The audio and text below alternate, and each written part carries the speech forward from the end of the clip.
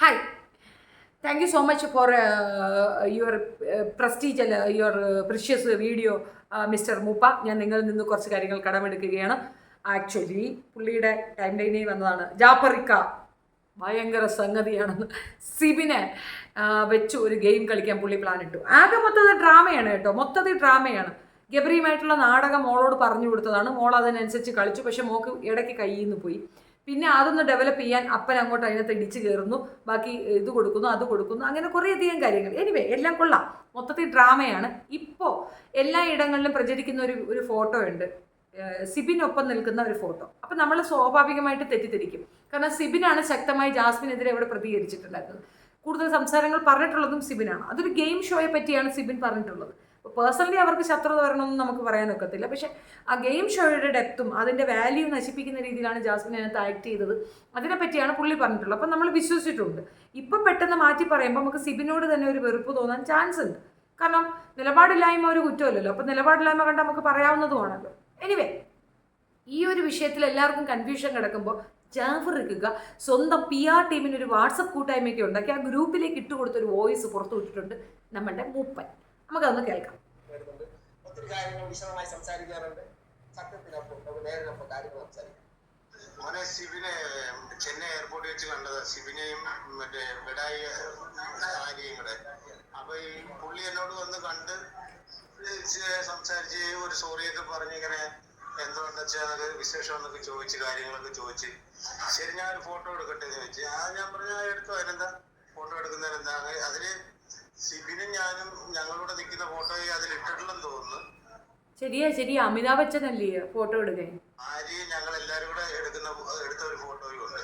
അപ്പം നമ്മുടെ ഗ്രൂപ്പിനെ പുള്ളി എന്നോട് പറഞ്ഞത് ജാസ്മിന്റെ ഗ്രൂപ്പ് അല്ല ഈ ഇത് ചെയ്തത്, വേറെ ഗ്രൂപ്പിൽ ആൾ വന്നാൽ ചെയ്യുന്നതെന്നൊക്കെ പറഞ്ഞിട്ടായിട്ടത്. പക്ഷെ അന്നേരം പുള്ളി ഇട്ടത് പുള്ളി പൊട്ടുന്ന കൊണ്ടിട്ട അത് കഴിഞ്ഞ് പുള്ളി അത് ഓപ്ഷൻ മാറ്റിയിട്ടിട്ടുണ്ടെന്ന് തോന്നുന്നു. അതൊന്നും എനിക്കോ നമ്മുടെ ഗ്രൂപ്പിനൊന്നും ബാധകമല്ല.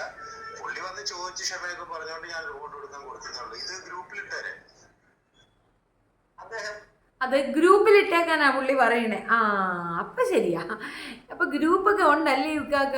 അപ്പോൾ ഗ്രൂപ്പ് ഉണ്ട് എന്നുള്ളതിൻ്റെ തെളിവാണത്. ഗ്രൂപ്പുണ്ട്, ഗ്രൂപ്പൊക്കെ വേണം, സ്വാഭാവികമാണ്. പക്ഷേ ഏറ്റവും കൂടുതൽ മോശമായ രീതിയിൽ നമ്മളെയൊക്കെ സൈബർ അറ്റാക്ക് ചെയ്യുന്ന PR ടീമിനെ ആരറേഞ്ച് ചെയ്തെന്നുള്ള തർക്കം നിങ്ങൾക്ക് മാറി കിട്ടിയില്ലേ? ഇതിൻ്റെ ചുക്കാൻ പിടിച്ചത് ആരാണെന്ന് നിങ്ങൾക്ക് പിടി കിട്ടിയില്ലേ? ഇക്കുക്ക പുറത്തുണ്ടെങ്കിൽ അത് തന്നെ ധാരാളമാണ്. ഇക്കുക്കയുടെ ഡ്രാമ സൂപ്പറായിരുന്നു, സൂപ്പറാണ്. ആ ചെറുകൻ അതിനകത്ത് പോയി വീണിട്ടുണ്ട്. ചെറുകൻ മന്ദബുദ്ധിയല്ല, അവൻ പരമന്ദബുദ്ധിയായിട്ട് അവിടെ നിലനിൽപ്പുണ്ട്. ഇനി ഇതിനൊരു മറുപടി കൊടുക്കുന്നുണ്ട് നമ്മുടെ സിബിൻ. അതൊന്ന് കേട്ടാലോ.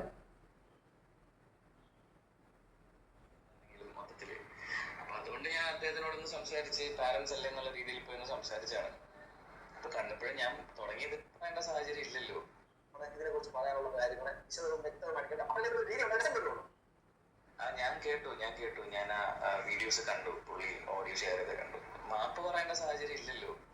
പുള്ളിനെ എയർപോർട്ടിൽ വെച്ച് കണ്ടു. നമ്മൾ കണ്ട സമയത്ത് ആര്യ എന്നോട് പറഞ്ഞ ജാസ്മിൻ അച്ഛനാണ്, ഒന്ന് ഞാൻ പറയുന്ന പോയി മിണ്ടട്ടെ എന്ന് പറഞ്ഞു.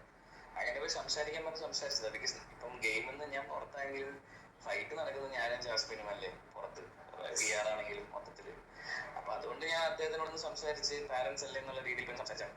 കണ്ടപ്പോൾ ഞാൻ തുടങ്ങിയത് പിന്നെ അറിയാവുന്ന ചോദ്യം എന്തെങ്കിലും പ്രശ്നമുണ്ടെന്ന് ചോദിച്ചു. പുള്ളിയൊന്നും ഇല്ല, ഇതൊരു ഗെയിം അല്ലേ, ഗെയിമിനകത്ത് നടക്കുന്ന കാര്യങ്ങൾ നമുക്കൊന്നുള്ള ഒരു വിഷയമുള്ള കാര്യമല്ല, അത് ഞങ്ങൾ ആ സ്പിരിറ്റിലേ എടുക്കൂ. ഞാൻ പറഞ്ഞു, ഞാൻ പുറത്താണെങ്കിൽ ഞാൻ ഗെയിമിനെ കുറിച്ചേ പറഞ്ഞിട്ടുള്ളൂ, ജാസ്മിൻ അല്ലാതെ വേറെ ഒന്നും പറഞ്ഞിട്ടില്ല എന്ന് പറഞ്ഞാണ് ഞങ്ങൾ കോൺവെർസേഷൻ സ്റ്റാർട്ട് ചെയ്തത്.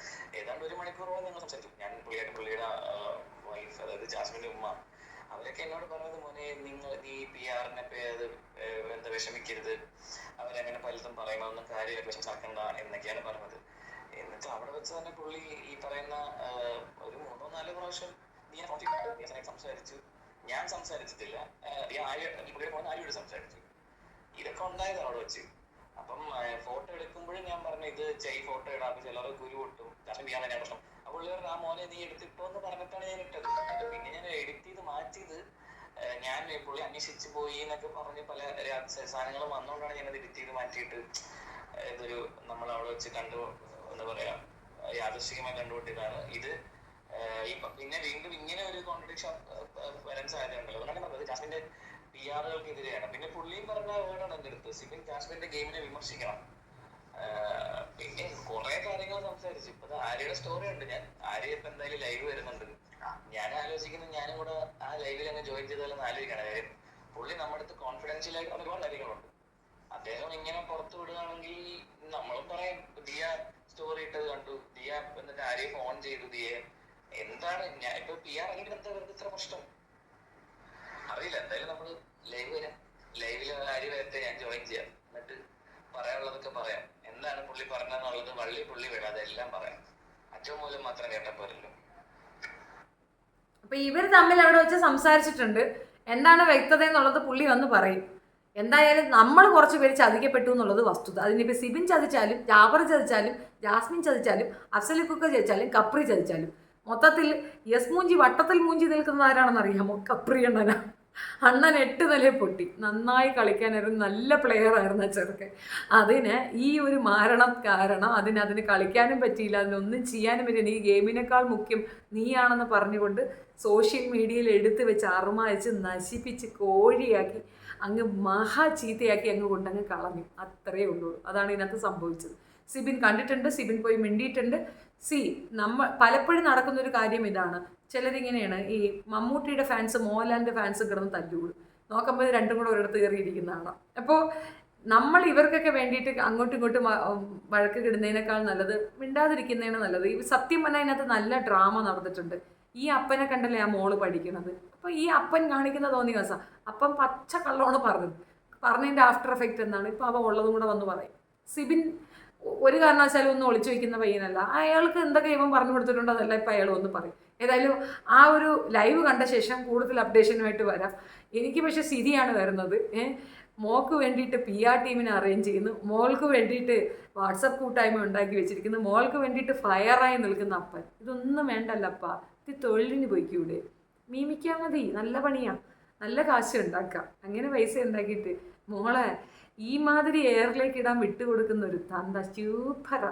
മോക്ക് പറഞ്ഞു കൊടുത്തതായിരിക്കും മറ്റേ പണി നല്ലതായിരിക്കും, ആ ഒരു സ്ട്രാറ്റജി സൂപ്പറായിരിക്കും എന്നൊക്കെ. ഈ അപ്പൻ ഒരുത്തനാണ്, ഭയങ്കര സാധനം കേട്ടോ, അത് മനസ്സിലാക്കിക്കൊള്ളാം.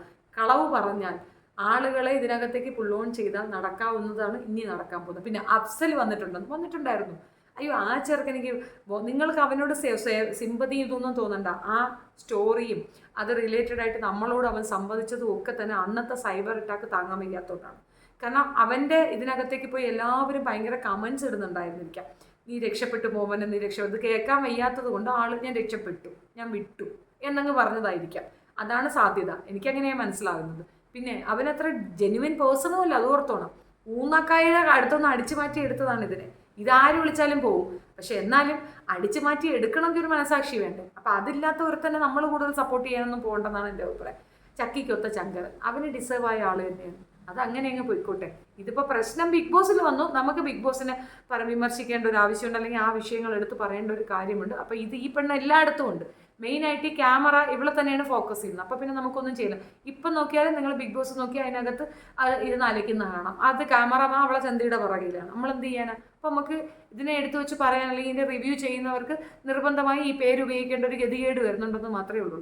ആക്ച്വലി ഈ PR ടീമും PR വർക്കും ഒക്കെ ആൾ കാശെറിഞ്ഞുണ്ടാക്കിയെടുത്തതാണ്. ഈ PR നടത്തുന്ന ആൾ, അതായത് ഇവർക്ക് വേണ്ടി PR നടത്തുന്ന ഗ്രൂപ്പിൻ്റെ തലവൻ കഴിഞ്ഞ വർഷം ശോഭയ്ക്ക് വേണ്ടിയിട്ട് ചെയ്തിട്ടുണ്ടായിരുന്നു എന്ന് പറയുന്നത്. ശോഭയുടെ ലിങ്ക് ആണെങ്കിൽ മാരാര് പറഞ്ഞ ടൈമിലാണ് പുള്ളിക്കാരത്തെ ഇതിനകത്ത് പോയിരിക്കുന്നത്. എന്തായാലും ഒറ്റ വാക്കിൽ ഇതിന് ഉത്തരം ഒരു ബനാന ടോക്കിലങ്ങ് നടത്താം. നാണം കെട്ടും പണമുണ്ടാക്കിയതിൽ നാണക്കേട പണം തീർക്കുമെന്നൊരു ചൂട്ട് പിടിച്ചുകൊണ്ടാണ് KD അണ്ണൻ ഉള്ളത്. KD അണ്ണൻ ജനിക്കേണ്ടിയിരുന്നത് വടക്കോട്ടായിരുന്നു.